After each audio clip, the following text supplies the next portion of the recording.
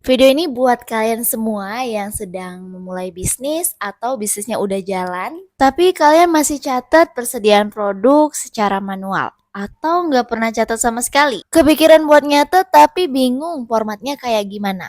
Oke, kalau gitu kamu harus nonton video ini sampai akhir. Jadi ini adalah template Excel yang bisa membantu kamu untuk mencatat persediaan barang dagangan.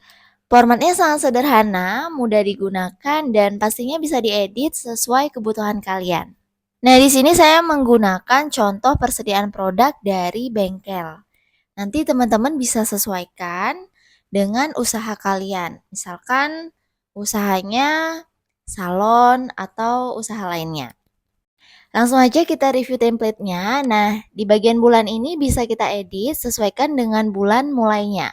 Misalkan teman-teman mau mulai di bulan Februari, jadi nanti ganti menjadi Februari. Ada beberapa kolom dalam template ini. Yang pertama kolom tanggal, kemudian kolom keterangan, lalu kolom produk. Nah, ini untuk kolom produk kita kasih aja masing-masing varian produknya. Misalkan di sini karena bengkel ya, jadi ada ban motor merek A, ban motor merek B, kemudian oli merek B. Nah, untuk kolomnya di sini sudah di-freeze juga agar memudahkan kita untuk melihat datanya. Nah, di masing-masing kolom produk kita juga bagi ke dalam beberapa kolom lagi. Jadi ada kolom pembelian, kemudian kolom penjualan, lalu kolom sisa. Sekarang kita lanjut ke cara menggunakan template ini. Untuk kolom tanggal, ini biasanya kita isi dengan tanggal-tanggal kapan terjadinya transaksi. Kemudian di kolom keterangan, ini sudah saya kasih contohnya, teman-teman. Untuk memulai bulan baru, kita harus mencantumkan saldo akhir di bulan sebelumnya ya. Jadi di sini karena kita mulai Februari, kita harus cantumkan saldo akhir Januari. Atau ini bisa juga kita edit menjadi persediaan akhir Januari. Jadi nanti kita akan akumulasikan dengan penjualan atau pembelian baru yang terjadi di Februari. Nah, misalkan sisa persediaan akhir Januari adalah 30. Nah, makanya akan otomatis berubah ya. Atau kita ubah jadi 20 lagi. Nah, maka dia akan kembali lagi secara otomatis. Nah, ini untuk produk yang lainnya juga saya sudah isi sebagai contoh ya sisa stoknya. Tentunya jumlahnya tidak sama.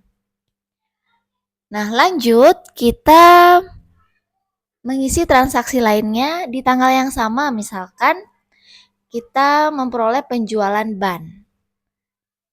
Nah, ban apa dulu nih? Kalau ban motor merek A, teman-teman taruh aja di penjualan ban motor merek A sejumlah ban yang laku, misalkan 6. Nah, nanti dia akan otomatis nih sisa itu mengurangkan dengan penjualan itu. Jadi kayak ini nih 20 dikurangi 6 jadi 14. Kemudian ban merek B juga laku nih, ada penjualan sebesar 1 misalkan. Nah, maka dari sisa 2 karena terjual 1 jadi sisa 1. Tuh. Lanjut ke ban motor merek C juga ada penjualan nih sebanyak 5. Nah, maka sisanya jadi 15. Nah, jika di tanggal tersebut kita juga memperoleh penjualan oli, nah maka tuliskan di situ. Tapi yang kita kurangkan ya di penjualan olinya ya. Misalkan oli yang laku adalah oli merek A. Maka kita input datanya di oli merek A. Penjualannya misalkan sebanyak 6. Nah, nanti dia akan mengurangkan otomatis. Lanjut di transaksi berikutnya, misalkan di tanggal 2 Februari, kita melakukan pembelian ban motor. Karena kalau kita lihat, stok ban motor untuk merek B ya, ini sangat sedikit. Nah, dari persediaan ini kita bisa tahu juga stok barang mana yang sisanya mendekati 0.